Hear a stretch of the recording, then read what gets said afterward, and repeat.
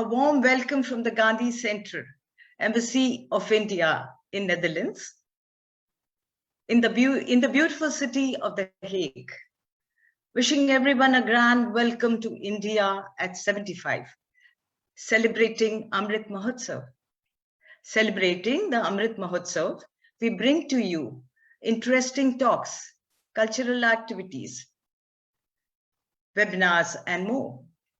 We begin with talks on the Prakrit language delivered by Professor Saloni Joshi from Gujarat University, Ahmedabad.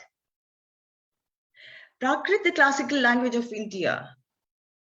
Today, we shall have a general talk with her on the language, followed by 3 topics on this subject on other dates. So stay connected to our social media handles. Jains and Buddhists started using ritual language primarily. Sanskrit was a language of the learning, while Prakrit was a spoken language. Prakrit language evolved because people should understand what the new concepts are. I had a direct appeal to the heart. This language had a direct appeal to the heart of the people because they have heard it from the mother's language, born in it and grew up with it in the ambience of the spoken. The word Sanskrit means the language of the common people.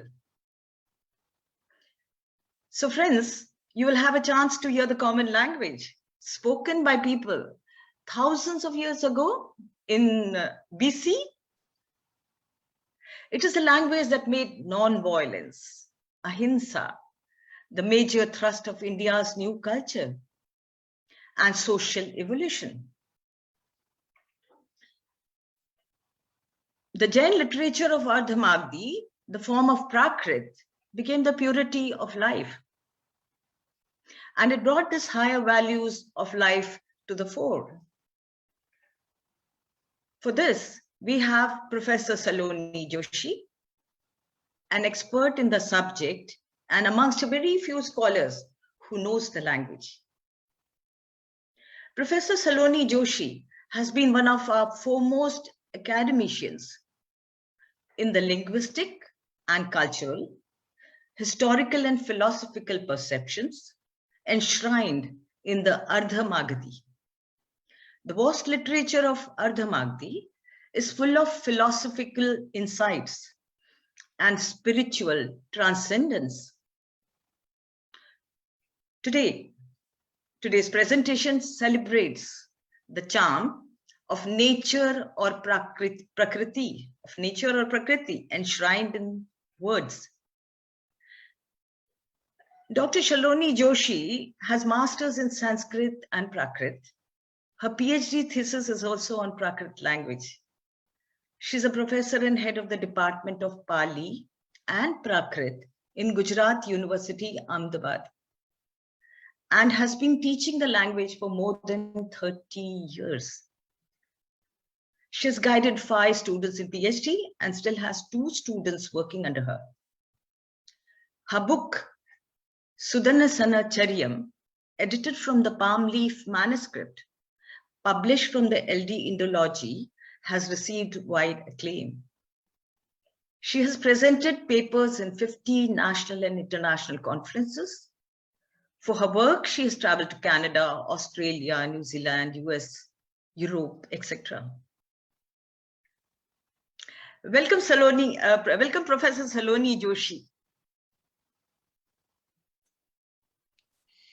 Namaste to all. Thank you, Dr. Sharma. We know that language is the strongest medium for communication. There was a language in this world in every age. Rigveda is the earliest record of human knowledge. Several linguistic features of Prakrit is found in Vedic literature. Prakrit was the spoken language, natural language of masses, whereas Sanskrit language was the refined and cultivated language. It was used for scriptures, literary composition, and scientific text sastras like Arthasastra, Rasasastra. Here, one interesting thing I would like to tell you from Ramayana. When Hanumanji went to meet Sitaji first time in Lanka at Asok Vatika, he preferred to talk with her in Prakrit language. Yes.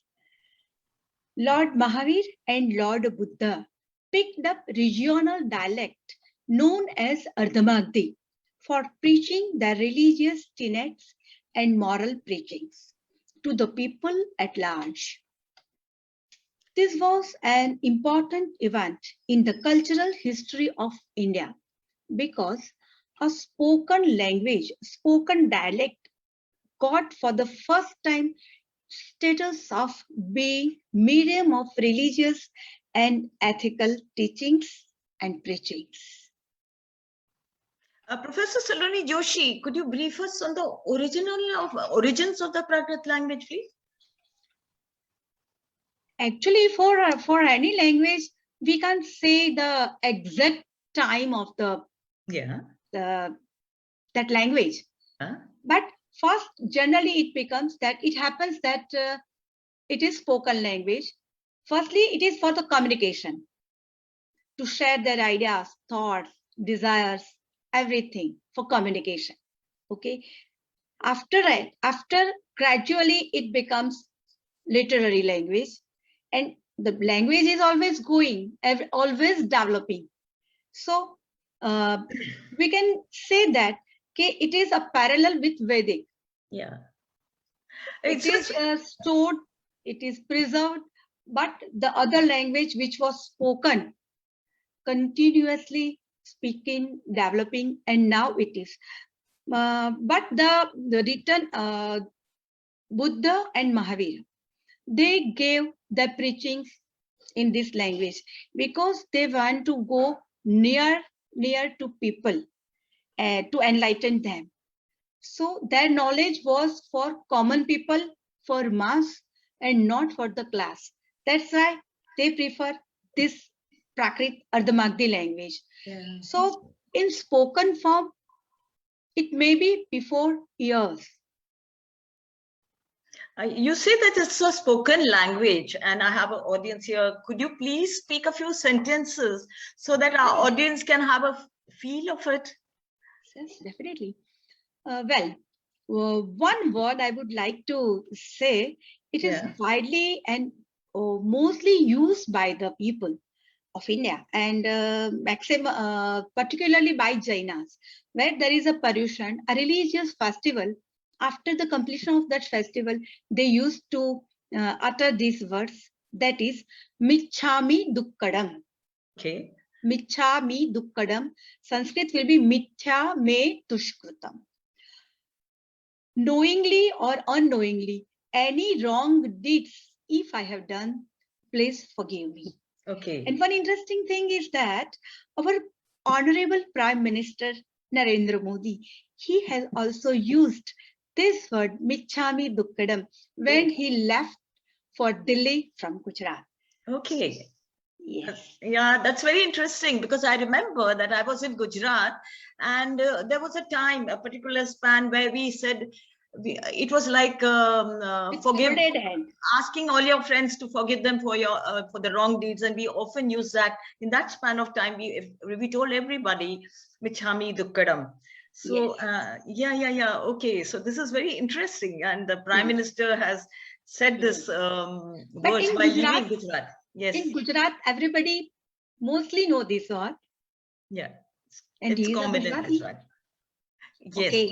But you want to mention that this is a Prakrit sentence. Yes. And the other word is Mathena Vandami. Yeah. When we bow down to Jain priest or Jain monk, we are using this word Mathena Vandami. I bow down you with my head. So these two words are frequently used in Jain community. But here I would like to say something. Jayavallabh has composed this Vajja Laggam in 10th-11th century. It's an anthology.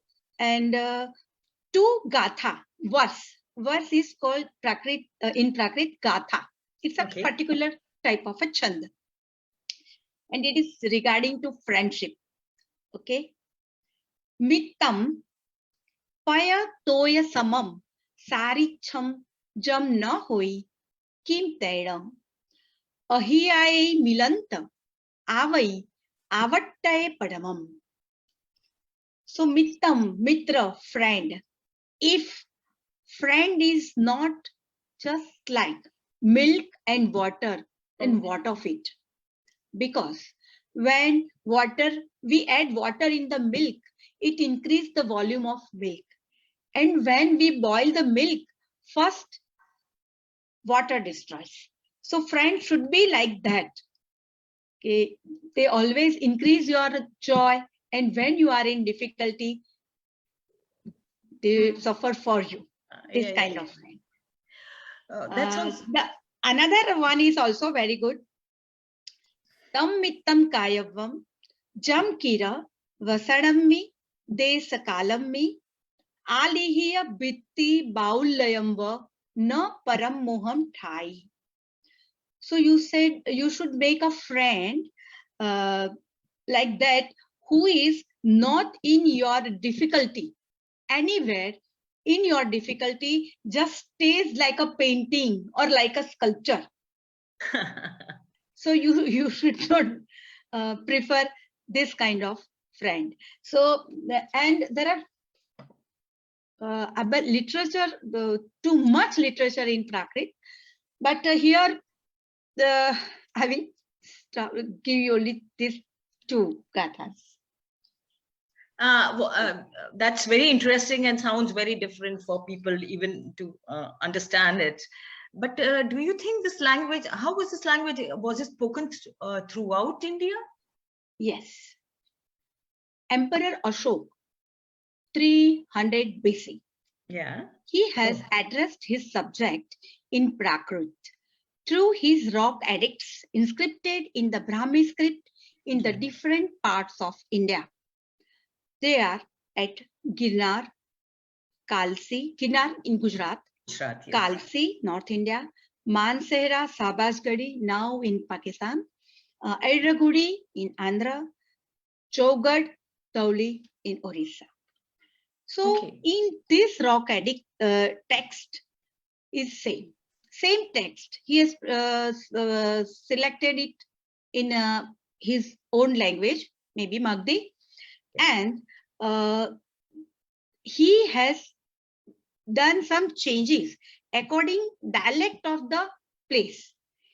So one example we'll see in the Girnar edict, Raja, Devanam Piya Piya Dasina Raja, right? This is very famous. So Raja for Raja. But if we'll see this line in Kalsi, Jaugad and Dhauli, then they have written Laja. So Ra is changed into La. Same, Mayura, that is peacock. And in this eastern side, it is changed to Majula. So Ya becomes Ja, Ra becomes La. So when languages changes, we say from Prakrit came Upper Branch, from Upper Branch came these modern Indian languages like Gujarati, Hindi, Marathi, Bengali. But three things are there. Yeah. Three aspects. One, for phonetic changes. Second, some grammatical changes.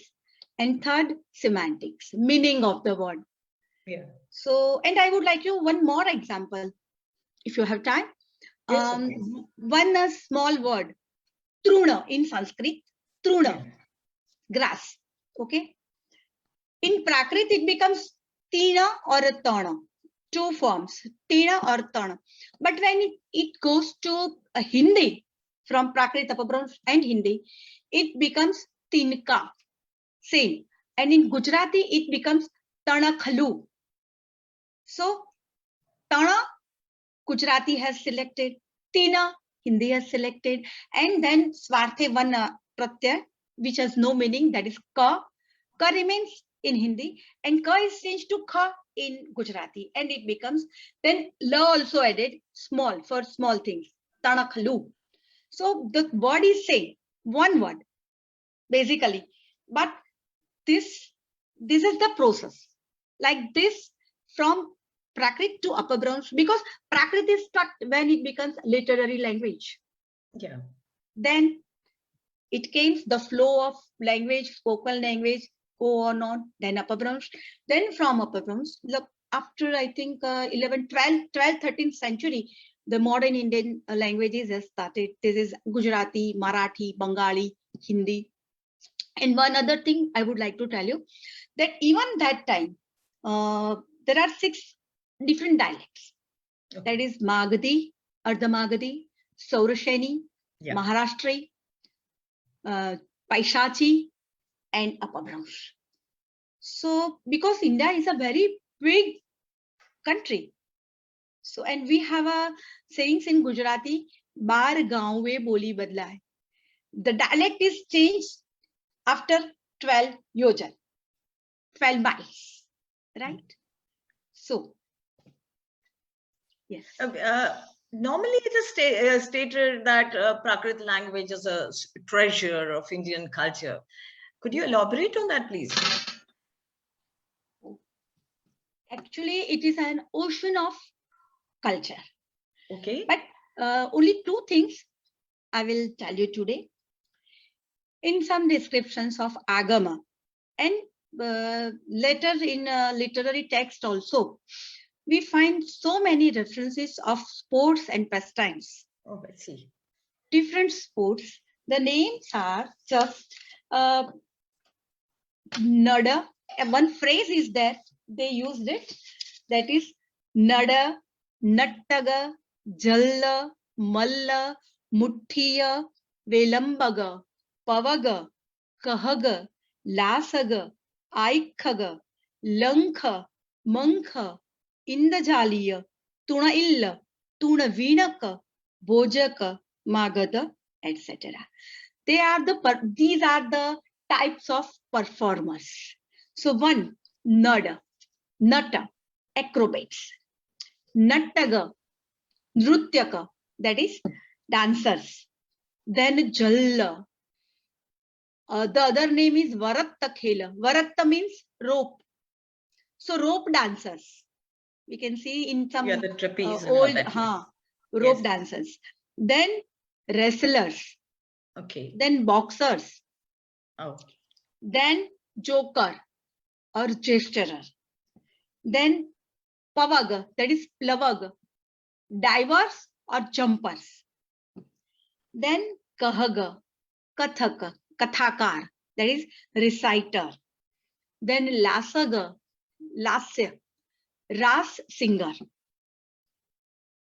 Then lankha, lankh is also a special kind of bamboo pole dancer. Bamboo pole, and Yes. this detailed description is in Avashak Churni, how they play, but it's a very long. So in some other talk I will tell you. Then monk, they are painting on the board and showing to the people, and at that time they are performing some songs and like that. In the Jaliya, magician, how he is doing his shows. Magic. Yeah, yeah. Then Tuna Illa, musical instrument player. And Bojaka is a devotional song singers. And the Magada, they are also singers, but they sing in praise of king and warriors. And this group of performers are always with the king and in the public place like a chaitya, but they are in a group and one by one they are performing there. Okay. Yeah. And the second example I would like to give you, that is, it is regarding food. So many culinary references are in different, how they make food and the process, everything. Even one day picnic, the description of that is also how they prepare and how they enjoy. and that is in Naya Dhamma Kahau. That is the canonical literature of sixth Gnata Dharma Kathang. And there is a description of one-day picnic, how they prepare everything and how they enjoy. Very good. So here there was one story, small story in a Kahana course by Jineswar Suri, and the time is 11th century. And one day, king went to merchant's wife's house for a lunch. And which are the things in his plate that I'll tell you. Every type of foods are there. That is a chavaniya. Charvaniya. We can chew. Okay. Fruits, different fruits which we can chew. Okay. Then chorsya, sucking, like oranges, like mango. So this kind of. Yes. Then avaleha, things which can we lick. Okay. Okay. Very interesting, huh? Yeah. Like chutney, we say that chutney now. Dip, we are saying now in culinary terms, we are saying that it is dip with this. So that kind of also, that is avaleha. Then bakha, baksha, all type of mithai, sweets, all type of sweets, savory items. A long list of the names of that items also are there. And then pay, drinks, different kind of. And but lastly, they are giving hot milk with rich in these dry fruits, right? I see. Yeah. After they are giving them toothpick to clean their teeth. After that, they are giving hot water vessel to wash their hand, and after that they are giving something which gives you a smell. Yeah, like mukhwas, what we call in Gujarati. Mukhwas and वो क्या बोलते हैं? Mukhwas also, and flowers, fragrance. Fragrant flowers. Okay. Yes. So, and one another interesting description is also we are getting in their Upper Brush text. Yeah. And there is a description of marriage. Even marriage description of marriage is also long, and we can say that something is also going nowadays. Before 1,000 years, they have narrated. That is also interesting. And in there also food festival, how the function and how the items of food are there. And they describe it with the similes in ornate language. So one can write a thesis. Oh, yeah. Culinary. That much things are there. That's very interesting. In fact, it would make a very good reading. Like we have the canons like the Natya Shastra, the Abhilasitartha Chintamani, and so on, which also describe about the canons of Indian art. Yes. But we can say now that the Prakrit language has very similar to it, certain things like what are the names of the sports, a little different. What are the names of the sports? How are they performed? What are the things used in that particular sports? Then you're talking about culinary items, and you said that culinary, we have kinds of foods, kind of food that is given, and the system in which, the sequence in which the meals goes. So that is, it is very surprising that, we are not modernized and we are doing all these things, but it belonged to very early times in the thousands of years ago in India. So wash your hands, and after your meals, you have some mukhwas or something, mouth fresheners, things of this. All this existed in those times also. So this is very interesting. And the sequence of, the foods that come, the sweet dishes and types of food, what you munch, what you drink, what you sip, So I don't know this. I know it's going to be a very good reading if these texts are being translated into different languages, especially into English, and here in Netherlands into Dutch language. People will have access to this, and I think we need more of translators to do this. So the language has to be taught to a lot of people in order to understand the text. translate the text. Yes. And we can easily say that this says that Prakrit language is a treasure house of Indian culture. Yes. And we have a lot of Jain Bhandaras, and we have in Gujarat and several other cities. We have a lot of Bhandaras. Bhandaras are storehouses of manuscripts in these languages. So do you find in the manuscripts in these languages the history, say for example, people coming from foreign countries into India? That kind of history is not continuously, but we can take some references from there. And one references are traders who are going out of India in abundance. Okay. In each and every story, even 5th century BC, there was a references that traders were going out. And the names of that countries are also, Sinhaldweep is the most common. Every story, Sinhaldweep, that is Sri Lanka. Yeah. Then Sanjar, Misr, that is Egypt. Yeah. Then Babbar, and some Middle East countries they have given. But from outside, I have one reference of Ardrak Kamuni, and in that tale story, they said that he was from the Anarya country, Anarya Desh. Okay. Anarya Desh means out of India, because India was Bharat as a Aryan country. And one interesting thing I remember, and I would like to share with you, that in Kharwel there is an inscription, and the name of our country, Bharat, Bharatavarsha, it is inscribed on that rock edicts.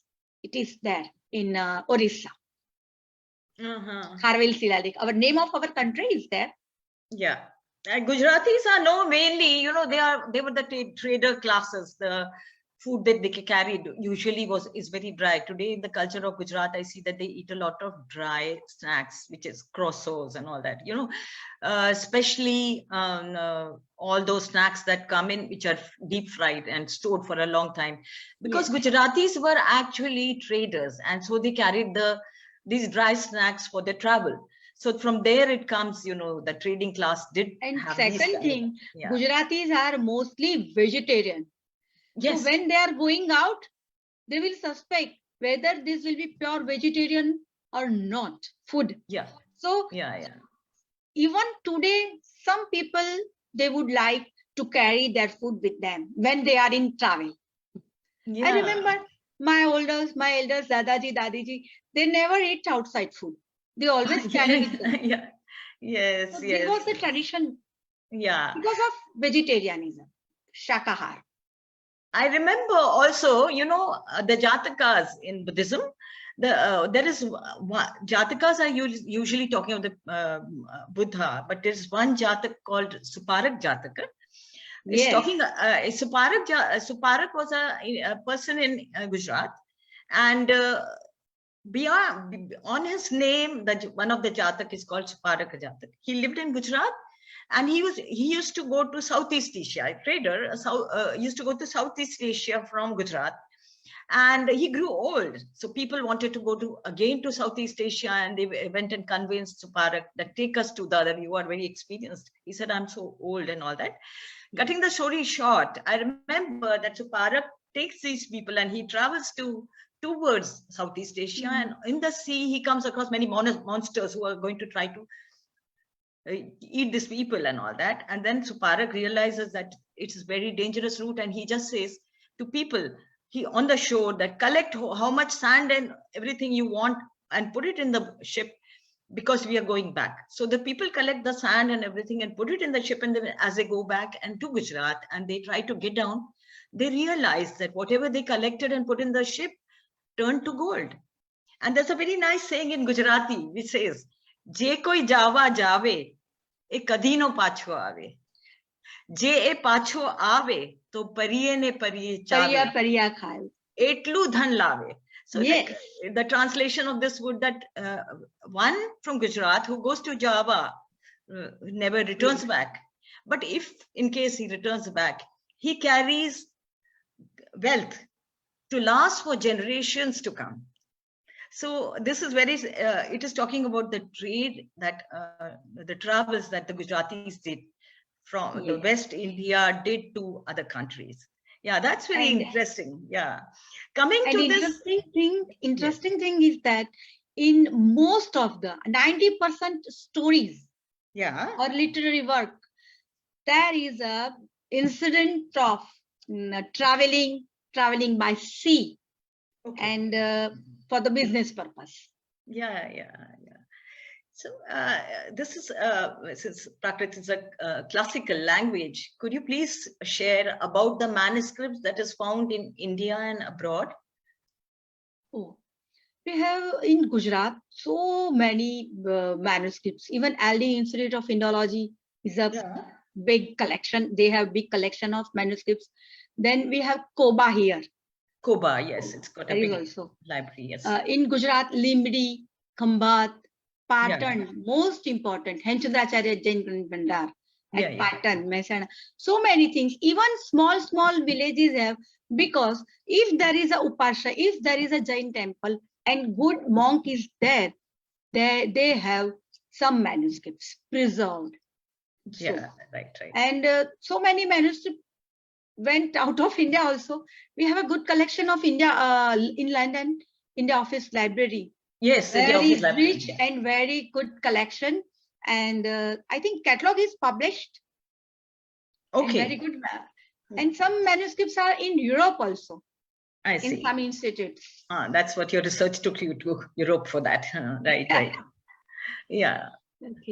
Okay, this is very interesting. But what is the state of this language today? Can you elaborate? Today, yes. Today, as we are speaking other languages, it is not like that. But of course, the student who would like to learn Jainism or comparative philosophy, they are interested. The student of linguistics, MIA languages, Middle Indo-Aryan languages, they are also coming. And Jain sadhus and sadhis, Jain monks, they are learning this language. And even foreign scholars are coming here from Japan, from US, from Italy. Okay. But not like other languages or like other like management students, like computer students. No, we find 2-3 students, maximum 10 students. But the students who are coming to learn, yes, they are thoroughly they are studying. Not just they came, they gave exam and they went. No, they are doing their work.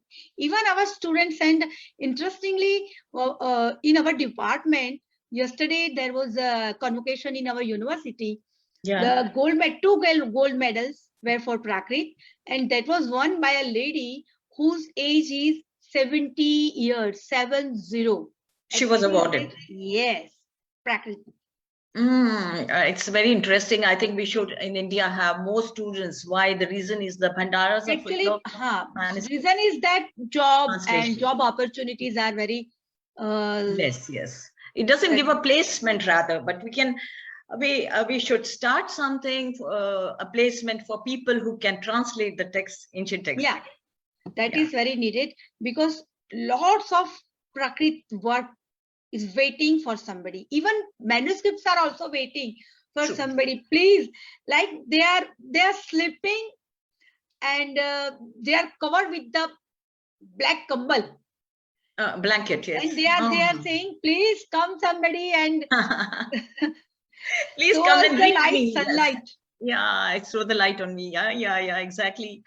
Very grateful to Professor Saloni Joshi for giving us an insight into one of the treasures of our cultural heritage.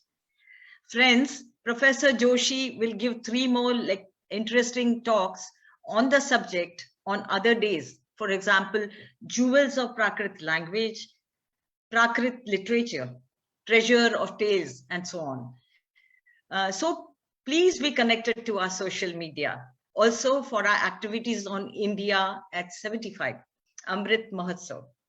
And with this note, thanking our speaker today, I end this program. Namaste. Thank you very much. Namaste. Namaste.